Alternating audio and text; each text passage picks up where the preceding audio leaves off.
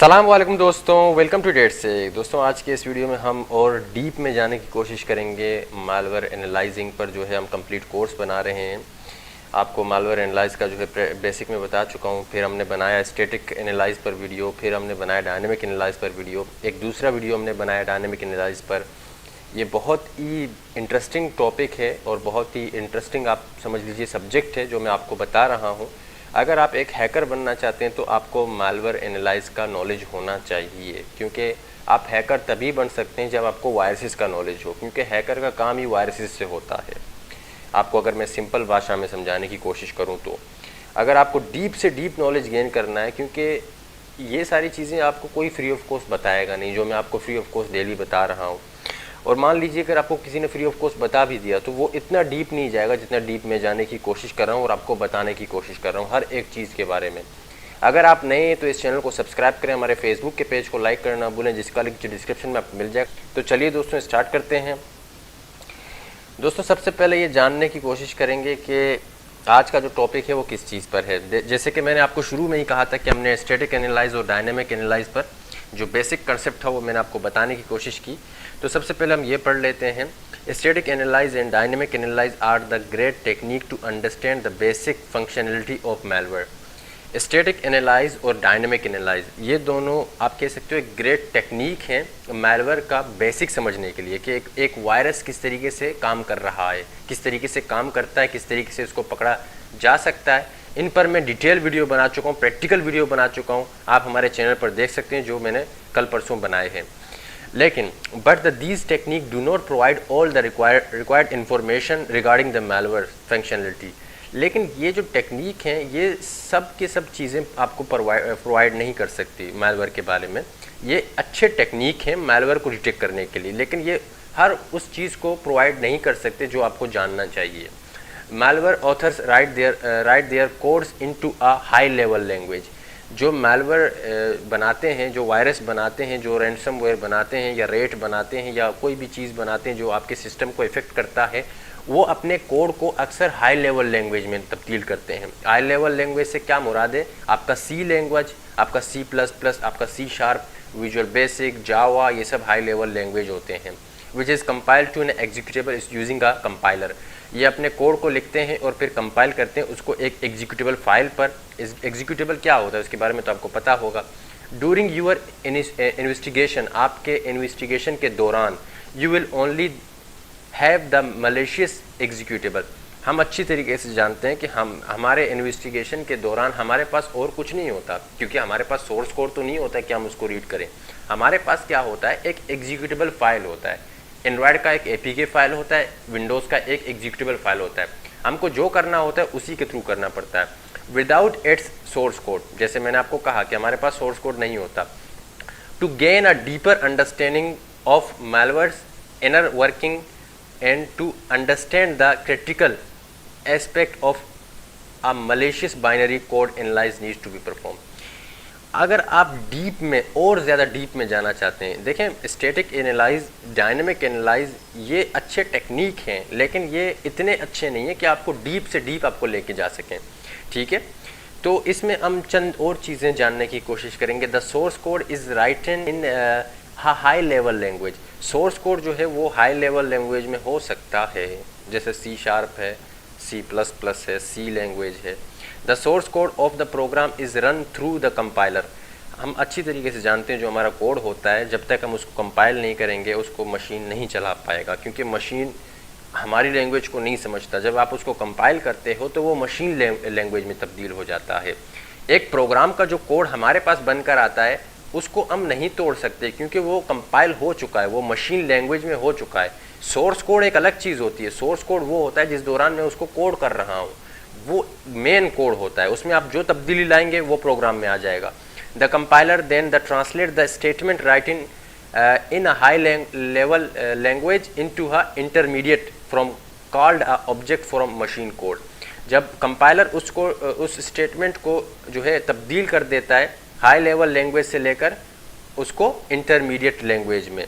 ठीक है, जैसे हम ऑब्जेक्ट फाइल कहते हैं और मशीन कोड कहते हैं। विच इज़ नॉट अ, जैसे यहाँ पर साफ लिखा है, which is not human readable, जिसको इंसान नहीं पढ़ सकता, जाहिर सी बात है हम उस चीज़ को नहीं समझ सकते, and is meant for execution by the process, और वो एग्जीक्यूट होता है या एग्जीक्यूट होता है प्रोसेस के through. The object code is then pass through a linker, जो ऑब्जेक्ट कोड होता है वो लिंकर के थ्रू पास होता है। लिंकर क्या होता है उसके बारे में पिछले वीडियो बना चुका हूँ। The linker links the object code which the required libraries, DLL के बारे में पहले बता चुका हूँ कि DLL क्या होता है। To produce an executable then can be run on a system. वो लिंकर ऑब्जेक्ट कोड को लाइब्रेरीज के साथ जोड़ता है, प्रोड्यूस करता है एग्जीक्यूटेबल को कि वो प्रोग्राम में रन हो सके। ये DLL के बारे में मैं अच्छी तरीके से अपने पिछले वीडियो में बता चुका हूँ। खैर ये तो हमने पढ़ लिया और आपने जान लिया कि ये क्या चीज़ है। तो हम मज़ीद थोड़ा आगे चलते हैं और हम एक प्रोग्राम का इस्तेमाल करेंगे जिसे कहते हैं PE इंटरनल, जो कि मालवेयर एनालाइज में इस्तेमाल होता है। आप इसके ऑफिशियल साइट से जाकर आप इसको डाउनलोड कर सकते हो, बिल्कुल फ्री ऑफ कॉस्ट आपको मिल जाएगा।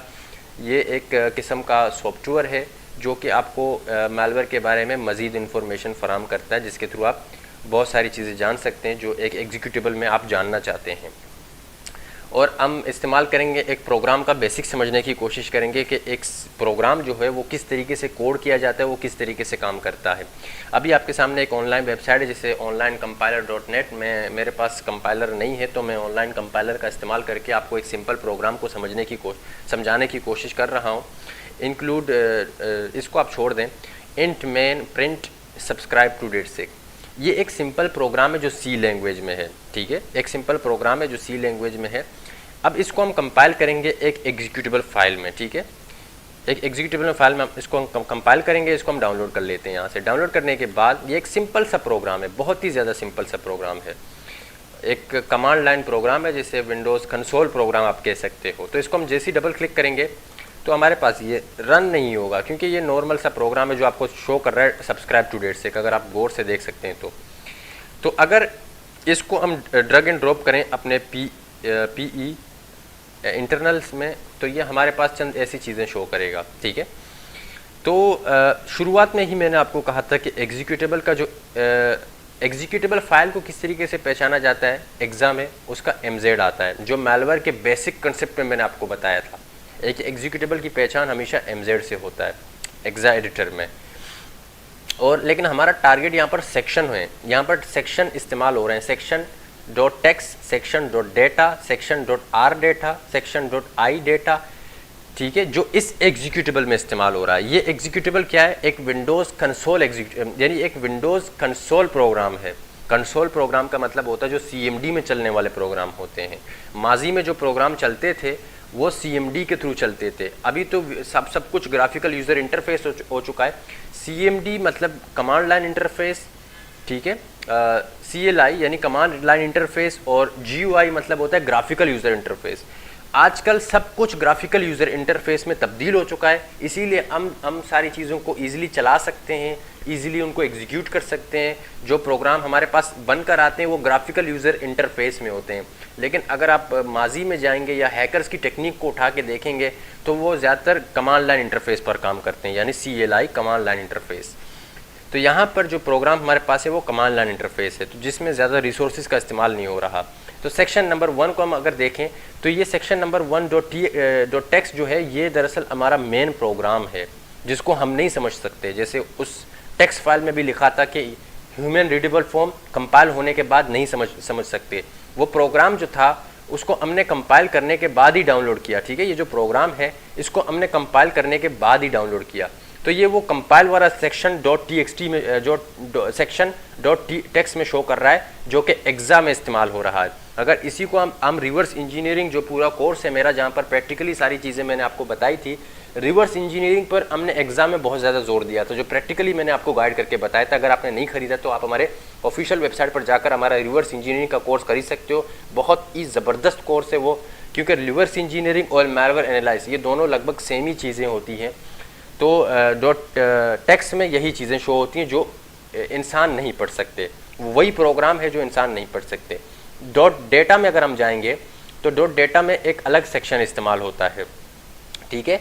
और डॉट आर डेटा अगर हम जाएं, यानी डॉट आर डेटा, ठीक है, ये आर डेटा का मतलब होता है read only data, read only data. Dot are data में अगर आप गौर से देखें तो यहाँ पर क्या इस्तेमाल हो रहा है, सब्सक्राइब टू डेट से ये वही स्ट्रिंग इस्तेमाल हो रहा है जो प्रोग्राम में इस्तेमाल हो रहा है।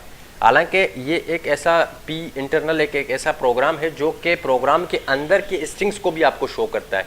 हालांकि ऐसे बहुत सारी चीज़ें होती हैं जो प्रोग्राम नॉर्मली शो नहीं होते जो ये, लेकिन इसकी मदद से आप उसके प्रोग्राम के अंदर के स्ट्रिंग्स को देख सकते हो। जो इनक्रिप्टेड नहीं है उनको आप इजीली देख सकते हो, जो पैकेट से यानी पैक्ड नहीं हुए या फिर क्रिप्टर से क्रिप्ट नहीं हुए, इनकी मदद से आप इस चीज़ का पता लगा सकते हो। आर डेटा का मतलब होता है रीड ओनली डेटा, ठीक है, जो इंपोर्ट और एक्सपोर्ट में भी काम आता है। आई डॉट डेटा का मतलब क्या होता है, आई डॉट डेटा में दरअसल कर्नल का इस्तेमाल हो रहा होता है, एपीआई का इस्तेमाल हो रहा होता है। यानी ये प्रोग्राम क्या करता है, ये प्रोग्राम क्या करता है, कर्नल डॉट डीएलएल में अगर हम जाकर देखें, exit process, get module, handle A, get process address, ये वो एपीआई है जो ये प्रोग्राम इस्तेमाल कर रहा है। जाहिर सी बात है डबल क्लिक करने पर वो एग्जिट हो जाता है, डेटा को प्रिंट कर देता है जो हमारे सामने आता है डेट से, सब्सक्राइब टू डेट से।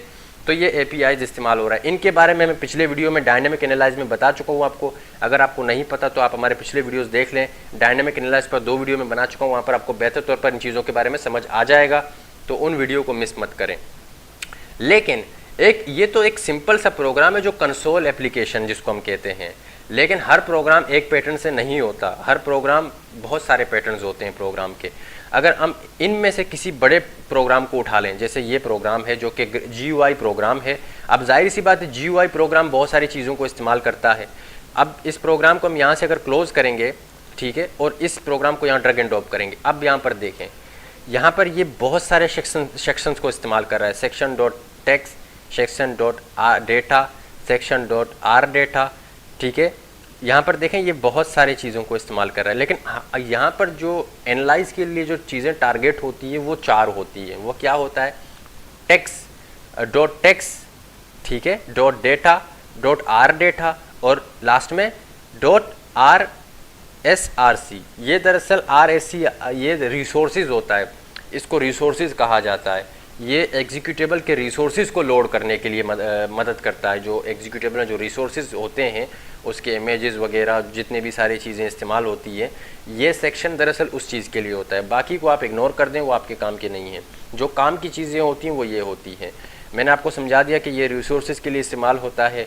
ये रीड ओनली डेटा जहाँ पर आपके स्ट्रिंग्स वगैरह को, या देखें यहाँ पर चंद और स्ट्रिंग्स इस्तेमाल हो रहे हैं जो VLC में इस्तेमाल हो रहे हैं। अब इनको आपको बारीकी से देखना पड़ता है कि कौन सा स्ट्रिंग है, क्या इस्तेमाल हो रहा है VLC में, क्या क्या इस्तेमाल नहीं हो रहा। ये सारी चीज़ें आप, जो बड़ा प्रोग्राम होता है उसमें बहुत ज़्यादा स्ट्रिंग्स इस्तेमाल हो रहे होते हैं, क्योंकि वो तो एक सिंपल सा प्रोग्राम था जहाँ पर आपको कम स्ट्रिंग्स मिले। जो एक कमांड लाइन, ये तो GUI है, वो कमांड लाइन था, यानी कि वो CLI था। तो यहाँ पर आपने देखा